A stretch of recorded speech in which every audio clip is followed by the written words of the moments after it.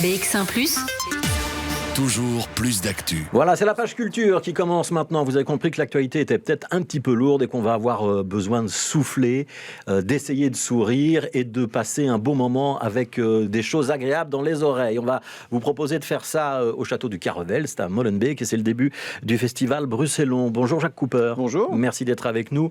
vous êtes un des artistes programmés dans le cadre officiel. Vous êtes surtout un des co-organisateurs et programmateurs de Bruxellon. Ce sera jusqu'au 27 septembre. C'est la 23e édition. Ouais. Et on ne change pas une formule qui gagne. Ce sont toujours les comédies musicales qui sont le cœur de Bruxellon. Mais oui, depuis 5 ans déjà, on a décidé de produire là des grandes comédies musicales anglo-saxonnes. Par grande comédie musicale, j'entends des titres porteurs, des histoires fortes, un orchestre live, beaucoup d'artistes sur scène. Vraiment que la fête du théâtre l'été soit au château des Carevel avec des grandes distributions et un spectacle excessivement familial. Alors quand on parle de grandes comédies musicales, on pense à des choses qui sont à l'affiche à Broadway ou à Londres. Là, en l'occurrence, c'est du côté de Londres que vous êtes allé chercher la production de cette année. Tout à fait, c'est un titre qui n'est pas du tout connu chez nous, Blood Brothers, qui pourtant s'est joué 23 ou 24 ans à Londres, dans un théâtre de 1800 places, 8 fois par semaine, donc c'est vraiment quelque chose qui fait tout à fait partie du patrimoine culturel anglo-saxon et qui nous est totalement inconnu.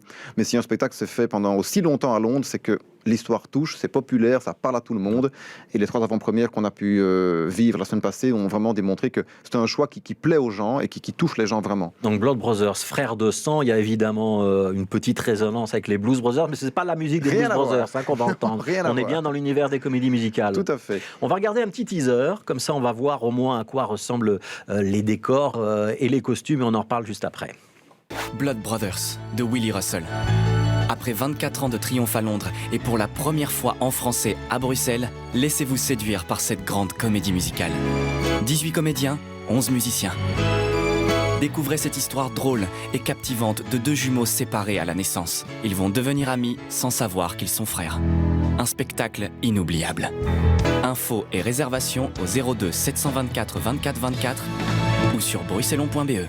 Voilà, une bonne comédie musicale, il faut qu'il y ait des airs entraînants, oui. Il faut qu'il y ait des moments où on rit, où on oublie tout, et il faut qu'il y ait des moments un petit peu poignants où les plus sensibles vont avoir la larme à l'œil. Est-ce qu'il y a tout ça dans Blood Brothers ? Eh bien, pour le coup, Blood Brothers, c'est vraiment le bon exemple de ça. Oui, donc c'est l'archétype de la comédie musicale. Oui, par contre, c'est plus théâtral que comédie musicale. C'est plutôt un spectacle théâtral dans lequel il y a des chansons, alors que par exemple Sunset Boulevard, tout était en musique. Ici, il y a peut-être 60% qui est vraiment théâtral, et puis des chansons qui viennent ponctuer tout ça.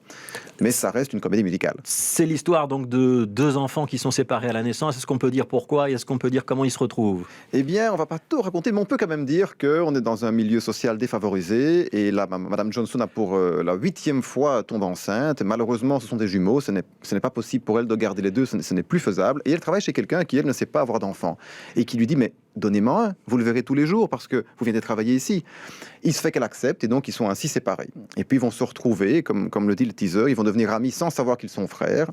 Et puis voilà, c'est évidemment l'occasion d'avoir de grands moments de rire parce que tous les enfants de 7 ans puis de 14 ans sont joués par les mêmes adultes de la fin. Donc c'est assez drôle de voir ce type d'expression théâtrale. Et puis il y a une magnifique histoire derrière. Ouais. Musicalement, ça ressemble à quoi ? Il y a beaucoup de genres mélangés, mais c'est très musique années 80. Donc plutôt années 80. Oui, tout à fait. Donc ça va plaire à ceux qui ont 40 ans aujourd'hui, par exemple. Ça va leur parler. Mais oui, mais ça va plaire à tout le monde. Il y avait même des enfants dans la salle pendant les avant-premières et ils sont pris par l'histoire. Et puis c'est aussi pas courant de voir à Bruxelles un plateau avec 18 personnes sur scène, un orchestre. C'est rare d'avoir des grandes distributions comme ça. Ouais. Donc c'est une pièce britannique, enfin en langue anglo-saxonne. Il a fallu l'adapter en français. Qui s'est chargé de l'adaptation ? On s'est chargé de l'adaptation en français avec Catherine Marcangeli qui avait déjà préadapté le spectacle. Mais effectivement, ça s'est déjà joué, je pense, au Canada quelque part, mais c'est une première en français ici à Bruxelles. Alors on peut citer quand même un mot de la distribution. Il y a Damien Lockneux, je pense qu'il est à l'affiche tous les ans à Bruxelles. Oui, c'est un des rares qui a fait tous les spectacles chez nous. Il y a Yolène Antonissen et Roland Becker, c'est les 3 vétérans du festival. Et puis on a aussi d'autres personnes qui ont découvert Léovanie Rowe, qui est magnifique, qui fait le rôle de Madame Johnstone. Jérémy Petit aussi, une découverte. Anne van den Broek. Anne van den Broek qui malheureusement ne joue plus pour le moment dans le spectacle qui était remplacé. Mais elle devait le faire au départ. Elle est sur une autre production cet été. Alors, Damien Lockneux, il est un des 2 frères, j'imagine. Un des 2 frères, oui, tout à fait. Ça dure combien de temps, ce spectacle ? Ça dure 1h10, puis en entracte, et puis 1 heure.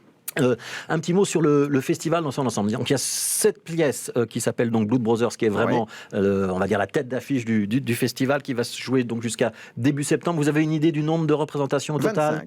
25 représentations pour Blood Brothers. Mais il y a d'autres spectacles. Je pense qu'il y a 6 spectacles au total. Il y en a 14 ou 15 différents. 14 ou 15. Oui. Il y en a aussi Shirley Valentine, par exemple. J'en pique un peu au hasard, parce que c'est le même auteur que Blood Brothers. Et donc c'est une magnifique histoire jouée par Marie-Hélène Remacle, qu'on avait produit il y a 10 ans et qu'on reprend 10 ans plus tard, tellement ça avait plu. Et c'est nouveau une histoire très très forte. Il y a également Ceci n'est pas une framboise frivole, qui est tout le monde les connaît, mais c'est une nouvelle formule, exactement. Le béret de la tortue, qu'est-ce que c'est que cette histoire? Eh bien, ça, c'est 3 couples qui partent en vacances ensemble, et c'était pas forcément une bonne idée de partir en vacances ensemble, vous le découvrirez. Et ça, c'est la tournée des châteaux de Théâtre des Galeries qui passe chez nous. Voilà, et alors il y a un spectacle qui s'appelle Alors on chante, 2e édition. Ça, c'est vraiment plutôt sur la chanson française, c'est ça? Oui, ce sont des néerlandophones, figurez-vous, qui ont voulu faire un spectacle de chansons françaises. Et donc, c'est très chouette parce que c'est leur manière d'interpréter ça, et ça touche beaucoup les gens également. Et alors, je voudrais qu'on parle de vous, parce que Jacques Cooper, je ne sais pas si c'est votre prénom ou si c'est un pseudonyme, oui. Mais ça ressemble évidemment au pseudonyme d'un magicien, c'est ce que vous êtes? Oui, tout à fait. Oui. Donc voilà, ça c'est mon vrai métier aussi depuis de nombreuses années. Je suis au château des Caravelles de tous les étés pour un spectacle de magie. Là, très rapproché, il n'y a qu'une trentaine de places, donc c'est vraiment du close-up, de la magie de proximité. Il n'y a pas d'effet de lumière, de son. Les gens sont à 2 mètres de moi, et donc c'est l'occasion de voir de la magie très très proche. Voilà. Et si je vous demande de faire disparaître ce micro, vous allez réussir ou pas? Non, on va pas faire ça maintenant. J'en ai pas besoin. Oui. Ouais.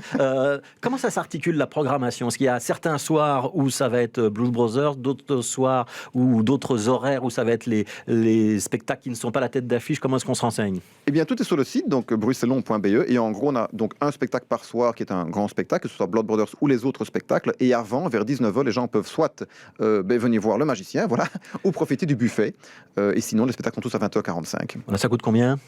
Écoutez, il y a de tout comme formule, mais il y a des formules d'abonnement jusqu'à 10 spectacles qui amènent vraiment le prix de la place à 13 ou 14 euros, et sinon, le prix plein, je ne sais plus par cœur, 24-25, mais c'est très abordable, surtout quand on prend des formules qui regroupent plusieurs spectacles. Une petite précision sur l'organisation.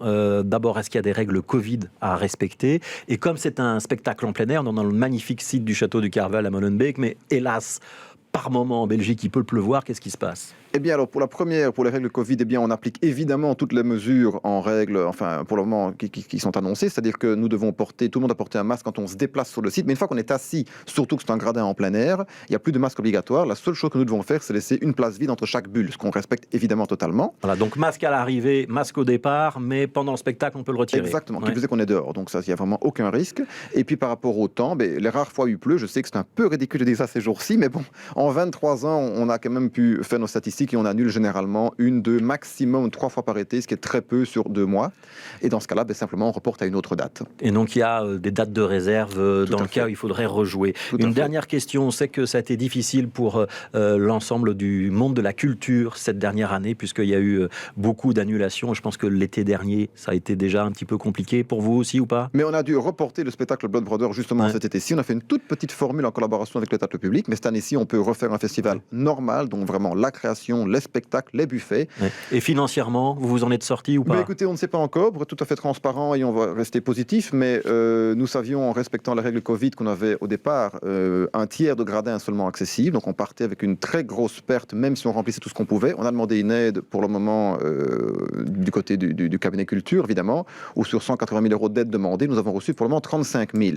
Donc un cinquième de ce que vous souhaitiez. Voilà, et je ne vous passe pas les nombreuses institutions subventionnées ou non qui ont en juste titre été aidées, mais après 23 ans d'existence et autant d'artistes sur scène, nous l'avons tous un peu mauvaise. Oui. Donc ça, c'est le petit coup de gueule à la fin de l'interview. Mais c'est pas grave, nous sommes là, les artistes sont heureux, les gens réservent et vive le théâtre à Bruxelles. Voilà, donc Blood Brothers, pour rester sur le versant positif de cette interview. C'est donc à partir de maintenant, donc ça a commencé, c'est donc jusqu'au mois de septembre au Festival Bruxellon, et le Festival Bruxellon fera les prolongations avec d'autres spectacles ou des séances de rattrapage jusqu'à la fin septembre. Merci beaucoup Jacques Cooper d'avoir été notre invité. Donc c'est bruxellon.be pour tous ceux qui veulent avoir plus de détails.